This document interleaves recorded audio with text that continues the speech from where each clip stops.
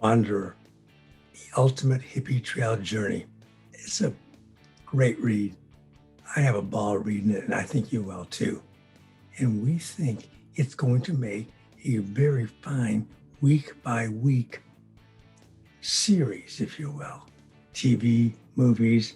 Let's make it happen. Join us. Let's get the big picture.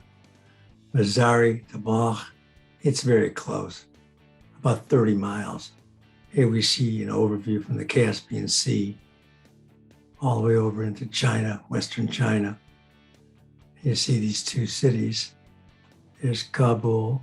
We came up from there to Mazar, then Mazar over to Balkh, and ultimately we return from Balkh to Mazar Sharif, spend another night, and then the travel on down to Kabul for a brief interlude there, and then leaving off on towards Kandahar in the south.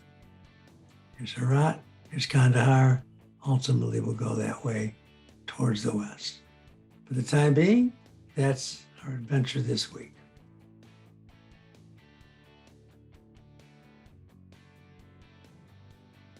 25 August 1971, Wednesday, Mazar Sharif, Afghanistan, in the Great North.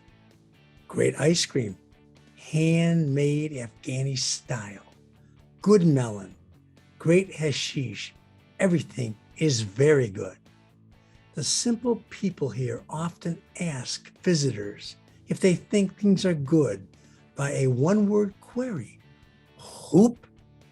Hoop? With the response being hoop, with a nodding of the head, or hoobah. Very good.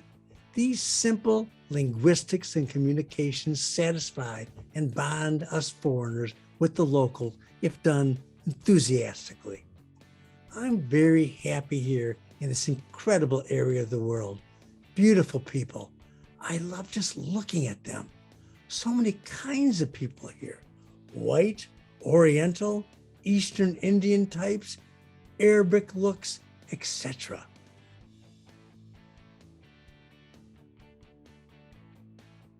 Here in Mazar Sharif, there is a very strange tourist trip going on with many sinister figures. They must be CIA, Interpol, etc., though it's difficult to figure out. About face. All these agents and other Westerners are obviously here on business, but who knows what business? It's apparently covert activity. The nights are so soft, picture perfect after the roaring desert heat of the day. But what a feeling this place has, like living in Arabian Nights. The men here act and look like they are part of an old Rudolph Valentino movie I remember as a youth, with their long turbans and glaring eyes. Good vibes off most everyone, though. Really, I am very high, mostly all the time now. I'm so excited to be on my way home. I can't wait in many ways, but for now, it's Afghanistan. Wow, what a fantastic place just to experience.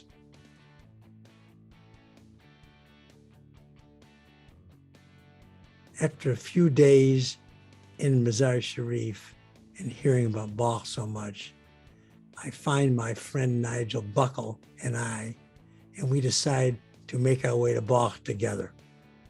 Balkh is some trip, a beautiful little town, great vibes with hashish that is simply the best and the cheapest.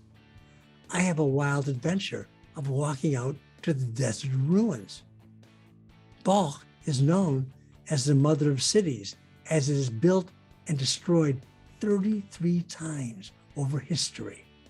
It is on many world maps, although the town has a population now of perhaps only several thousand because of its influence historically. I go to Balkh from Mazar on the back of a Russian military type vehicle for just a few cents with the Englishman I met on the way up to Mazar. Add the dimension of all kinds of trafficking of hashish, opium and opiated hash to the scene, and it's quite a wild place. So we get off the open back end of the truck to check out the wrestling in the park inside the large traffic circle in the middle of the town. Of course, only men go there, as the women are basically hidden away, as in the rest of Afghanistan, other than some in Kabul.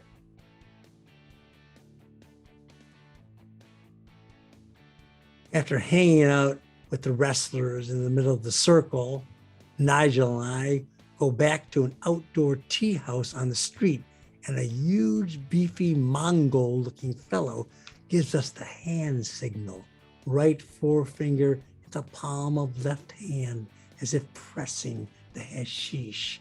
Then he motions to us to follow him, so we get up, staying about 30 feet behind him as we walk to the edge of the small town, then out into the desert, trying to be discreet. We walk, seemingly for a great length of time and distance, out into the desert further. It felt like forever and for miles, but it was probably 3/4 of a mile outside the town in some dusty desert, burning hot midday hills.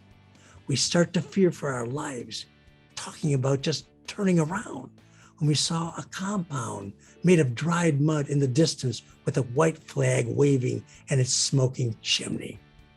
We are relieved, yet we still are concerned that we might be the victim of any number of heinous activities which are reputed to be known in common in this part of the world with tribes and roving bandits, etc.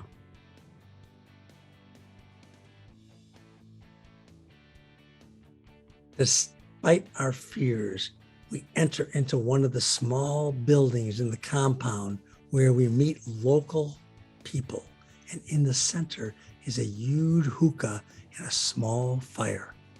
We speak in pidgin native tongue and pidgin English, mostly grunting, drinking some tea. I was not sure why we were there, especially the Englishman, but he willingly participated in the adventure. There is this little guy with a mo, Three Stooges mo, type of a cropped black hairdo with a little Afghani skull cap and pants about a foot too short, like pedal pushers. He is designated to prepare the pipe while the rest of us relax a bit. Mo gets up on a small stool used to reach the tall hookah and put his mouth firmly around the stick that rises from the great pot full of water, sucking violently for what seems like minutes, but is at least 30 seconds.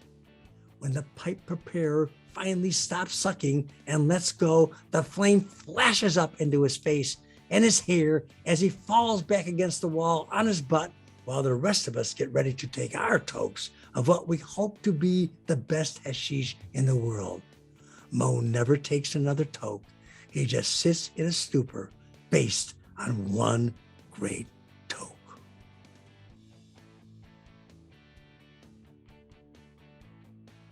I take my toke and I get that taste, and I know this is what I came there for.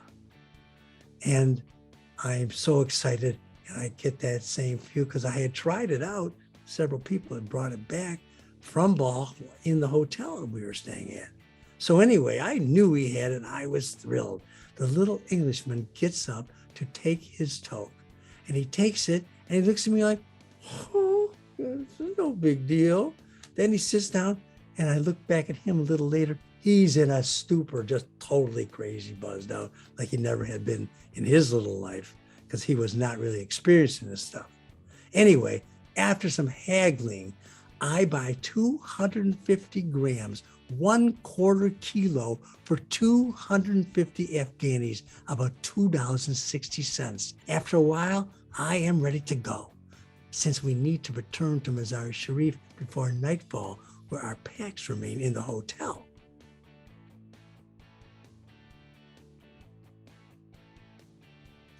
Nigel and I make our way back again on the military jeeps that take us from Balkh back to Mazar Sharif.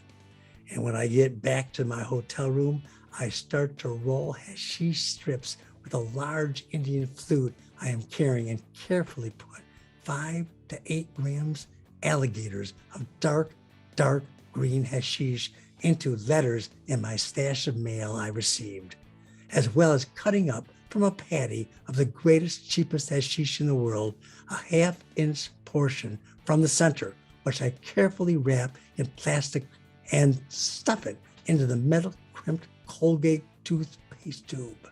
And I carry that with me as well. As a final night in northern Afghanistan, off I go to Kabul in a cab full of locals the next day.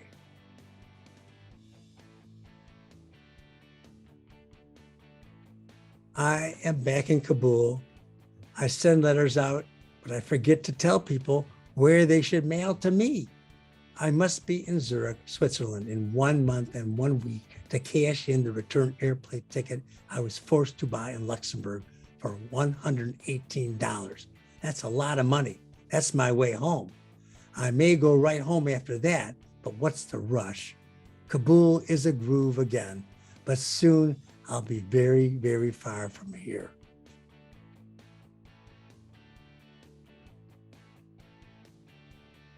I'm in Kabul. I'm sitting in the big park near the downtown when a really zonked out local beggar woman, an Eastern bakshish beggar lady, sees me. I'm speaking to 2 Swiss people I met in Mazar Sharif.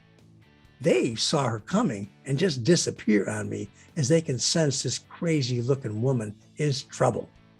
She starts throwing curses at me in front of a growing and intense crowd of locals. She has all these weird wooden objects sewn together with old ropes and a cloth. She keeps showing them to the crowd, speaking very loudly and angrily about me while pointing accusingly. Then I start to play my flute and win the crowd over. She complains about searching for bread yesterday. She has an open face, not covered. She is actually quite beautiful, about 40 years old, I think. I give her nothing, although I am sure the whole thing was just a setup to try to get me to give her some money.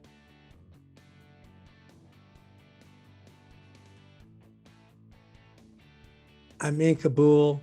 I'm trying to figure out where to go to try to send some hashish home. I'm committed to doing this. I've got the money and I've got to do it. So while I'm there, I'm thinking, Kandahar, that was a place I was comfortable with. I've got to go back that way. I think it's my best stop. And I'm talking to a couple of people who live in Marie's former home. Man, that seems like a good place to ship, they tell me. And it seems like that to me, so I'm going to be off. So I go off to my old haunt, the Hindu Kush Hotel, and there is Marie.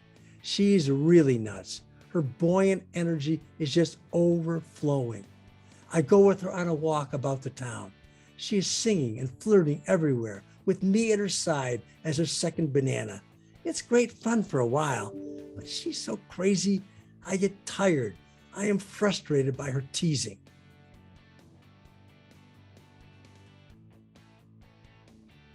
Marie and I go back to the hotel. I get a private room again, so hopefully we can have romance and make love. After some time, not knowing how to get her back to my room with so many other people around, I leave her in the hotel garden with some Yugoslavians who she is flirting with. I'm tired of her games. Well, as the night goes by, she comes to me in my room and we make love for hours. She starts explaining she's a whore and I give her money, 250 Afghanis. She is far out and truly flipped, always tried to make it happen, always making it happen. She gives me a line about me traveling with her and needing 300 Afghanis for a passport so she could get $200 to score morphine to come back to France. Whatever. So I get up this morning from that Marie bed, just making it to my 7:30 a.m. bus to Kandahar. Next week is week 48, And it's really all about Kandahar and trying to get some hashish sent home and hanging out with the shirt guys and partying down, and then running into an old friend that he knows from back home. And that's exciting. And then traveling on and heading out towards the west, finally leaving Afghanistan. We'll see you then. Thanks for joining us. It's getting exciting. Home is coming. The Wanderer is a great read. It uses something we call the active voice. It's a hell of a lot of fun. You feel like you're right there experiencing it with our Wanderer. And follow our route of the journey on our website at wandererbook.com. I'm scared shitless, bemoans Nigel. I don't want to go any further. This guy could kill us. What are we doing this for? It's for high adventure, man. Don't worry. I have your back. This guy is just being discreet. Let's keep moving, I say, urging Nigel along with me. He follows reluctantly. We walk for a great length of time and distance. It feels like mile after mile into nothingness in the dark desert. We can still see the lights of town as early evening descends. Now I'm scared too. We both stop and consider our options. The Mongol warrior up ahead motions for us to keep following. We look at each other and consider our options. I'm ready to turn around right now and head back, says Nigel. Silently, in my head, I agree with him, but I say, let's keep moving and follow him just a little more.